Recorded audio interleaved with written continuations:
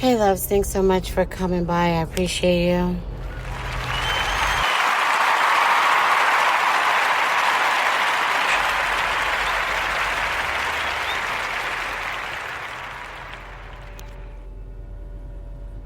All right, thanks for all who are coming by. Thanks for all who will stop by. Live now. Feel free to chat now. Also, can you share it on, if you have it on, see it on Twitter? You guys, if you see it on Facebook, it is public. Do you mind sharing? And I invite people to come chat. All you have to do if you're watching it on Twitter or Facebook, you can actually click on the link. You should have already done that if you're able to hear me at this point. And scroll down and you'll see a comment section. So that is how you participate in the conversation. And I'll get a team member to help me keep up with the chat area. All right, so let me know if you can hear me over there on That's It, Let's Talk page. You guys let me know if you can hear me. I want to be able to speak to this. Now, some people may not know what is going on, so I'm just going to give a brief little from what I have seen. So Morgan Wallen is a country singer, and he is on a label, and his actions in recent events have caused him to be dropped from the label. But to rewind it back just a little bit, TMZ obtained a video, and it's on the TMZ website. They obtained a video from the neighbor of Morgan Wallen, who says that Morgan comes in and he's with friends, and it's important that I'm about to have a conversation to the friends. So it's important that I highlight that. So he's with his friends, and while with his friends, some kind of loud noise is happening. The neighbor feels compelled to pull out the video and start videoing, and not sure if the neighbor is aware of who Morgan Wallen is or not. Is the neighbor okay with him having take you to the Old Town Road ride till we can't no more black friends? Not really sure where the neighbor stands on that, but the neighbor definitely did feel some type of way about the noise, if that is the reason given for why he was filming. So neighbor or she filming. So the neighbor shows the video, I guess sends it to TMZ. So I'm thinking that the neighbor felt that the local police department couldn't handle it on their own, and it would be better and more effective to go to TMZ. Can't even judge you for that. There's your 15 minutes of fame. So the neighbor goes and shares it to TMZ, and you see on the video, you can hear the kind of muffled conversation going on, looking like people are drunk, and the N-word is used. Now, I think it's something said to the nature of take care of that N. And the person mentioned is someone that was hanging out with, and did not seem to be someone that he was in an altercation with. Although in that same video, there's a fight that happens. So I don't know if the fight is regarding the N-word being used, or are they getting into it about something else. But just the general, because I have not heard from the black friend. Unless someone else has that video and you guys have it, then send it to me and I'll update this and do a part 2. But I haven't heard from the black friend. So I say this I have friends from all walks of life. It's not surprising. I'm a U.S. Army widow, military lifestyle, grew up before being in the military marriage in a mixed church, an extremely large mixed church. So friends from all over the globe is not nothing new to me. So I'm used to people being from different cultures. There are a lot of people that are not, right? But I'm used to people being from different cultures. Now, of the friends that I have that are from different cultures, now there are some that are mixed, and they're mixed with black and they're mixed with white. The culture of using the N-word, that's something that kind of comes with the lifestyle of music and hanging out. And, of course, it's always a definition of, I'm not saying N-I-G-G-E-R, I'm saying N-I-G-G-A, and there's that kind of whole breakdown that goes on, right? What I strive to do, and I walk in the footsteps of, is not allowing anyone outside of my culture to get that kind of comfortable. I have children that are in mixed relationships, right? So it's just a known when people know me not to get that kind of comfortable. So the reason why I titled this Dear Friends of Morgan Wallen is because I think that you have never been given the comfortable conversation. So I'm going to have this conversation with you because we're on the other side of George Floyd. It disappoints me to be on the other side of the murder of George Floyd and to be having this conversation. Yes, there have been countless other incidents that have happened, but the one that stood out, that rocked the nation worse than the pandemic did, was the murder of George Floyd. And that is why I use that one so often. So on the other side of George Floyd, no one should be having a conversation with white people or black people about what should and should not be. But seeing as how some people are still unwoke and they woke, we're going to have this conversation. Who you're friends with is not my business. It's just not my business. You could be friends with whoever you want to be friends with, because I have friends from all walks of life. How your friends carry out, birds of a feather flock together, right? You guys been there with your upbringing? If not, I'm here for you. So who you hang out with tends to be a reflection of who you are, even when you don't want that to be. Right? The murderer of George Floyd and his little crew that was with him, who you're with, that's you. Because birds of a feather flock together, right? So who you're hanging out with, that determines who you are, right? Or the type of things that are and are not allowed. So before you go have fun, because I'm here for y'all in your 20s or whatever age you're in, you're out there having fun. I'm not here to take away your fun, because did nobody take mine away from me, right? But because I was on the other side of George Floyd, there was a lot that we did get away with, right? There was a lot of things that we did get away with. But then there's also the friend that, here she go again, dang D. Okay, it was a mistake. Well, I'm sorry. I don't really want to allow mistakes around me. So we can either clear that up, or you just can't hang with D. And that's the responsibility of a black friend with white friends. I hope I am making sense to you now at this point. If you have someone, and I'm going to bring up another one, the baby in, what's her name? Denali or Danny Lee? I think it's Danny Lee. I'm going to bring something else up on that in these mixed relationships, okay? There's a responsibility that you have as a black person to say, before you go out there and do something stupid, like talking and running your mouth when we're outside of the house where other people are going to videotape, why not you, my white friend, make a habit of not getting that comfortable?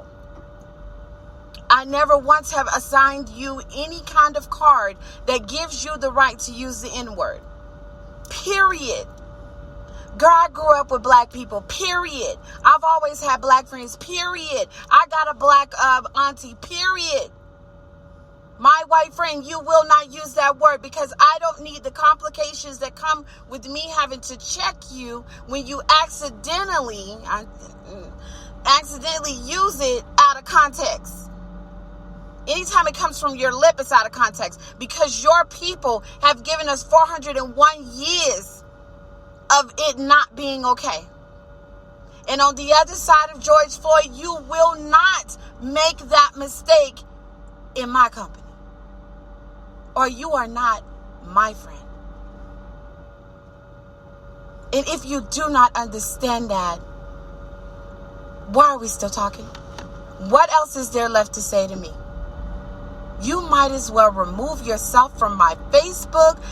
Take my phone number out your phone. Don't say hi to me in the grocery store. We have nothing left in common if I have to break down to you why you shouldn't be using that word in my black royalty presence. Because when you stand with me, you are in the presence of royalty. And whether or not white people want to acknowledge that or not, it is what it is. And for 401 years, we have had to watch the words that have come out of our mouth in regard to you people, because you guys have been in full control. So if we have been able to do it, and our grandmothers and fathers and grandfathers and mothers taught us how to speak around you so as not to upset the whiteness that is you, you will quickly, post George Floyd, learn how to do the same. And if you need a tutorial, I am available for relationship coaching on how to get out of your comfort zone of using disrespectful words to our culture. Dummy 101 and Dummy 202 in Austin, Texas, and Denver underneath those posts. For you to have the audacity to say, but they say it in their songs. Don't speak to me. What we say in our way of expressing ourselves through art is not your business. And if you need business, you've got 401 years of hell to fix. And when you get done fixing 401 years of hell done to my people, then we will have a conversation about the lyrics in a song. Hit me up on Lyrics Breakdown. Until then, don't speak to me. What we say, what we do, we will fix that in our culture. We will do the work. We don't need your advice, because you need to go take care of Karen running her mouth about LeBron James. Courtside Karen, you got business. Y'all have things. Morgan Wallen, you have issues to handle. Stay out of ours. Black friends of Morgan Wallen. Black friends of white people. Black people in relationships with white people. My son-in-law has never stepped out of line. And if he has stepped out of line, he got checked real quick. It's not going to happen. There's a white man from Maine in a relationship with a black girl from Texas. Too many people in our family are not going to allow that to happen. I expect everyone to behave the same way. If you have white friends, you need to sit down and have the uncomfortable, the audacity of these type of things being uncomfortable to some of y'all. You need to have the uncomfortable conversation. Hey, I get that you're cool, but you better hit up with a Mickey Mouse. Man, Mickey Mouse, what you doing? That I'll give you that. You can say Mickey Mouse. You can't say any of the words that you think come from my people. Whether you put an ER or A at the end of it. Period. Have that uncomfortable conversation with your friends. Will you have to clean and sweep? Sure. Not really. Some of them will fade away on their own. Do what you do. Relationships, quick one, and I'm ending it. The baby, Danny Lee, whatever her name is. Did she get this whole yellow bone language from herself, or did her guy call her a yellow bone? Men, if you're in a relationship with someone and she's not black and you're calling her a yellow bone, you taught her that. You taught her that. Learn how to have uncomfortable conversations with people outside of your color so that when moments like this happen, you guys are Gucci. You don't even have to say nothing, because you're going to be like, man, D, as long as I've been friends with D, I already know what I can and can't do. You know, and I'm grown, and when I don't like her telling me what I can and can't do, I just fade. Fade away, boo. Because I'm going to tell you, I show people so much respect, I expect it back at all times. And when people don't like me telling you how to give me respect, bounce. Period. Because I always show respect. So since I give respect, I expect it in return. If a racist pops off to me, that's disrespect. I'm going to pop off back at you. I show respect to get respect, as all humans should. I'm not telling you how to live your life. You can step out my atmosphere and do you, boo. But here on Earth D, I'm not about to allow you to behave that way. And you can be amazing. I'll eat your brick oven pizza with you. You know what I'm saying, Morgan Wallen? I got you. We can have all kind of fun. But that you not going to do. And you're going to understand the depth of why you did what you did was wrong. Or we're not friends. That's the kind of friendships that you need to have post George Floyd. Not oops, sorry, didn't mean it, oops, bitch, ooh. Why are y'all doing all that? Stop it. You can't say it and then apologize about it. Period. So if this lesson doesn't make sense, hit your girl up for a coaching session. I got you. Because I'm here to help you guys live your best lives and have the most fun. Alcohol makes you say a lot of things, right? Drunk minds speak sober, and all the other lessons people in your family failed to tell you. So clear up what you think before you're drunk. Clear up how you behave before you're drunk, so that when you're drunk, they'll be like, Dee, your jokes were so funny all night when you were drinking. You were just hee ha. Right? Clear how you talk and think and behave, so that once it happens and you get drunk, it's the least little thing that anybody needs to report about. Right? That's it. That's the responsibility of black people around white people. And if you can't get that much authority in your voice for your ancestors that took bullets for you, died for you, trying to get this same message across. That's the least you could do. Lynched for you. Beaten for you. That's the least little work you could do. You don't want to be uncool? Get in therapy. Because it's not cool to let a white person disrespect you just to be cool. And I don't care how much money they have. That's it. I have nothing more on that.